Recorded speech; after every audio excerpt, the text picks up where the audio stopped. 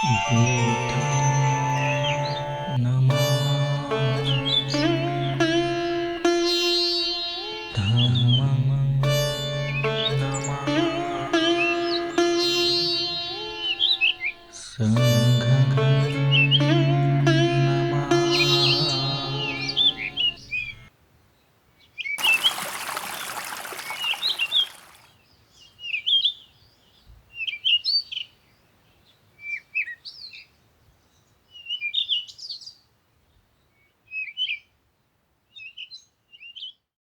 Part 5. Campaign for conversion resumed. 1.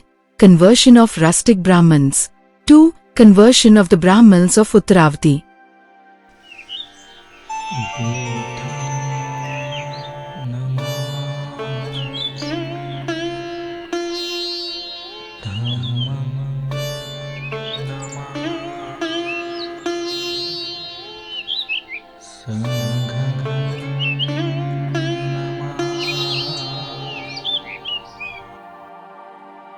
1. Conversion of rustic Brahmins. 1. At the back of the Gridrakutta mountains near Rajagriha, there was a village of some 70 or so families, all of them Brahmins. 2. The Buddha, wishing to convert these people, came to the place and sat down under a tree. 3. The people, seeing the dignity of his presence and the glorious appearance of his body, flocked round him, on which he asked the Brahmins how long they had dwelt in the mountain there, and what their occupation was. 4. To this they replied, "We have dwelt here during 30 generations past, and our occupation is to tend cattle." 5. On asking further as to their religious belief, they said, "We pay homage and sacrifice to the sun and the moon, the rain, water, and fire, according to the several seasons."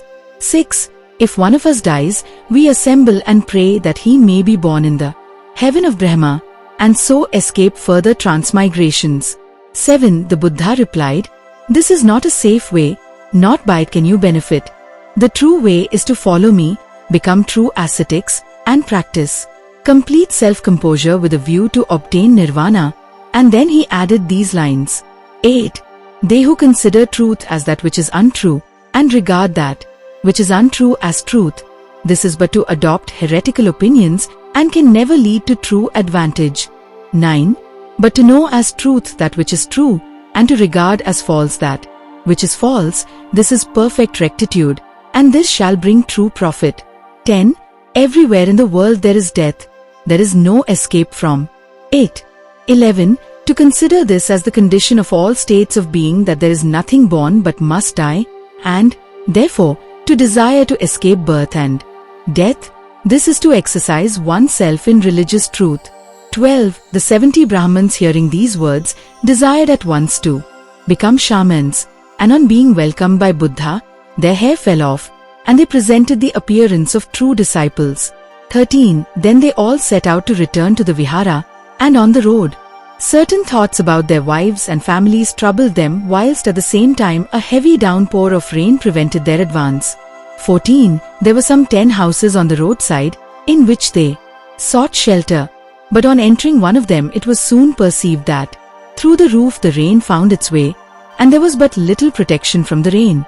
15. On this the Buddha added these lines, and said, "As when a house roof is not properly secured, then the rain finds a way through it and drops within.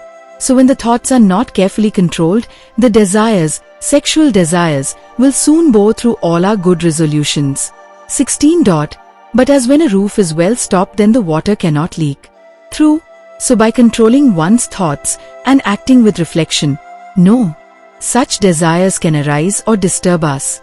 17. The 70 Brahmins, on hearing these lines, although convinced that their desires were reprehensible, yet were not wholly free from doubt, nevertheless they went forward. 18.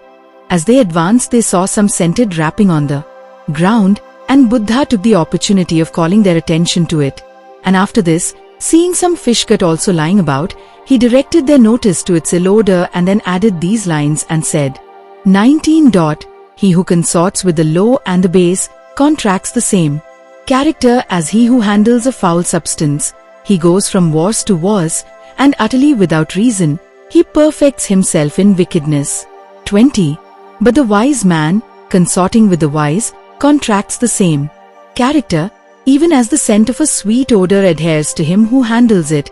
Advancing in wisdom, practicing virtue, he goes on to perfection, and is satisfied. 21. The 70 Brahmins, hearing these verses, convinced that their desire to return home and enjoy personal indulgence was the evil taint that adhered to them, cast off such thoughts, and, going forward, came to the vihara, and finally obtained the condition of aratas.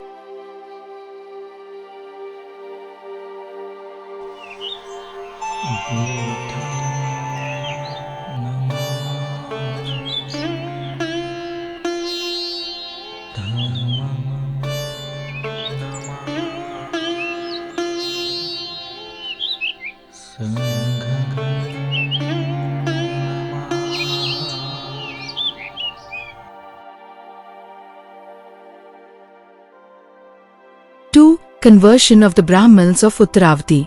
1. Once the Buddha was residing in the Jetwana, at Shravasti, and preaching his doctrine for the benefit of men and gods. There were in a country to the eastward, called Uttaravati, a company of 500 Brahmins. 2. They had agreed to go together to the residence of a Niragrantha ascetic on the banks of the Ganges, who, by polluting himself with dirt, etc., aspired to the condition of a rishi. 3. On their way they were overtaken in the desert with thirst. Seeing a tree, and hoping to find some human habitation near, they hastened to it. But when they arrived there they found no sign of life. 4. On this they raised their voices in lamentation. Suddenly from the tree they heard the voice of the resident spirit, who asked them why they lamented so, and on hearing the reason, supplied them to the full with drink and meat. 5. The Brahmins, ready to start onward, asked the spirit what had been his previous history, that he was thus born. 6. On which he explained that having gone to the assembly of priests in Shravasti when Sudatta had bestowed the garden on the Buddha, he had remained all night listening to the law Dhamma, and having filled his drinking cup with water as he went, had bestowed it in charity among the priests. 7. On his return next morning, his wife in anger asked him what annoyance he had received that he should stay away all night. On which he replied that he was not annoyed, but he had been to listen to the Buddha preaching at the Jetwana. 8. On this his wife began roundly to abuse the Buddha, and said, "This Gotama is but a mad preacher, who deceives the people," and so on. 9. On this, he said, "I resented not her statements, but rather submitted to them, and so when I came to die I was born as a spirit, but on account of my pusillanimity I was confined to this tree." And then he recited these verses. 10. Sacrifices and such services are sources of misery, day and night, a continual burden and anxiety. 11. To escape sorrow and destroy the elements of the body, a man should attend to the law of Buddha and arrive at deliverance from all worldly rules of religion, world rishis.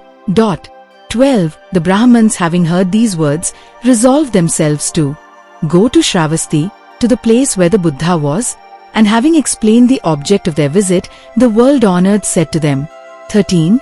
Although a man goes naked with tangled hair, or though he clothes himself with a few leaves or garment of bark, though he covers himself with dirt and sleeps on the stones, what use is this in getting rid of impure thoughts? 14. But he who neither contends or kills, or destroys by fire, who desires not to get the victory, who is moved by goodwill towards all the world, there is no ground in such a case for ill will or hate. 15. To sacrifice to spirits in order to find peace, merit, or, after this life expecting reward, his happiness, is not 1/4 of that man's who pays homage to the good. 16. He who is ever intent on good conduct and due reverence to others, who always venerates old age, 4 happy consequences increasingly attend that man, beauty and strength, and life and peace. 17. On hearing this from her husband, the wife became reconciled. भवतु सब्ब मंगलम साधु साधु साधु साधु